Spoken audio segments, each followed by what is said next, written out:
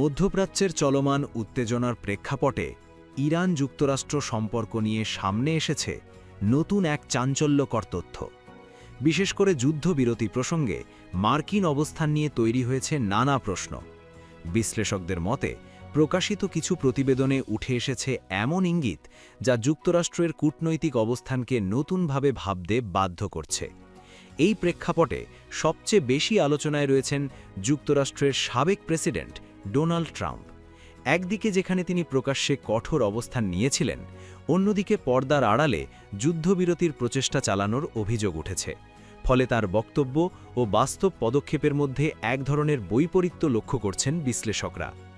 British সংবাদমাধ্যম financial টাইমসের এক প্রতিবেদনে দাবি করা হয়েছে, এই সংঘাতে যুদ্ধবিরতি বাস্তবায়নের জন্য যুক্তরাষ্ট্র নেপথ্যে বেশ সক্রিয় ছিল। প্রতিবেদনে বলা হয়, পাকিস্তানকে মধ্যস্থতাকারী হিসেবে ব্যবহার করে ইরানকে আলোচনায় আনতে চেয়েছিল ওয়াশিংটন। প্রতিবেদন অনুযায়ী কয়েক সপ্তাহ ধরেই যুক্তরাষ্ট্র ইসলামাবাদের ওপর কূটনৈতিক চাপ বাড়াচ্ছিল। লক্ষ্য ছিল ইরানকে যুদ্ধবিরতিতে রাজি করানো এবং বিশ্ব বাণিজ্যের জন্য অত্যন্ত গুরুত্বপূর্ণ স্ট্রেট অব হরমুজ পুনরায় খুলে দেওয়া। এই প্রণালী দিয়ে বিশ্বে জ্বালানি সরবরাহের বড় একটি অংশ পরিবাহিত হয়, ফলে এর স্থিতিশীলতা আন্তর্জাতিক অর্থনীতির জন্য অত্যন্ত গুরুত্বপূর্ণ। অন্যদিকে প্রকাশ্যে ট্রাম্প প্রশাসনের বক্তব্য ছিল ভিন্ন। তিনি দাবি করেছিলেন ইরানই নাকি যুদ্ধবিরতির জন্য আগ্রহী এবং চাপের মধ্যে রয়েছে, কিন্তু বিভিন্ন সূত্র বলছে বাস্তবে তেলের দাম বৃদ্ধি এবং আঞ্চলিক অস্থিরতা যুক্তরাষ্ট্রকে দ্রুত সমাধানের দিকে ঠেলে দেয়। প্রতিবেদনে আরও বলা হয়েছে, মধ্যপ্রাচ্যের কয়েকটি মিত্র দেশও যুক্তরাষ্ট্রকে দ্রুত সংঘাত নিরসনে আহ্বান জানায়, কারণ দীর্ঘমেয়াদী সংঘাত পুরো অঞ্চলের অর্থনীতিকে এবং নিরাপত্তাকে ঝুঁকির মুখে ফেলতে পারে। এই প্রক্রিয়ায় পাকিস্তানের ভূমিকা নিয়েও আলোচনা তৈরি হয়েছে।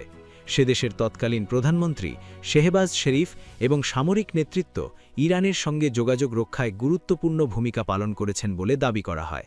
ওয়াশিংটনের ধারণা ছিল একটি মুসলিম প্রধান প্রতিবেশী দেশ মধ্যস্থতাকারী হলে ইরানের জন্য প্রস্তাবটি গ্রহণ করা তুলনামূলক সহজ হবে। সব মিলিয়ে এই ঘটনা প্রবাহ আন্তর্জাতিক কূটনীতির জটিল বাস্তবতাকেই সামনে নিয়ে আসে। এখানে প্রকাশ্য বক্তব্য এবং গোপন কৌশলের মধ্যে পার্থক্য প্রায় স্পষ্ট হয়ে ওঠে। বিশ্লেষকদের মতে এই পরিস্থিতি একটি গুরুত্বপূর্ণ বার্তা দেয়। শুধু সামরিক শক্তিই নয়, কৌশলগত ধৈর্য, অর্থনৈতিক বাস্তবতা এবং আঞ্চলিক সমীকরণই শেষ পর্যন্ত বড় ভূমিকা রাখে। একটি রাষ্ট্র যদি দৃঢ় মনোবল নিয়ে নিজের অবস্থানে অটল থাকে, তবে শক্তিধর প্রতিপক্ষকেও কৌশল পরিবর্তনে বাধ্য করতে পারে। তবে প্রশ্ন এখনও রয়ে গেছে, এই ধরনের সাময়িক সমঝোতা কি স্থায়ী শান্তির পথে নিয়ে যাবে, নাকি এটি কেবল নতুন কৌশল সাজানোর বিরতি? আন্তর্জাতিক সম্প্রদায় এখন সেই উত্তর খুঁজছে।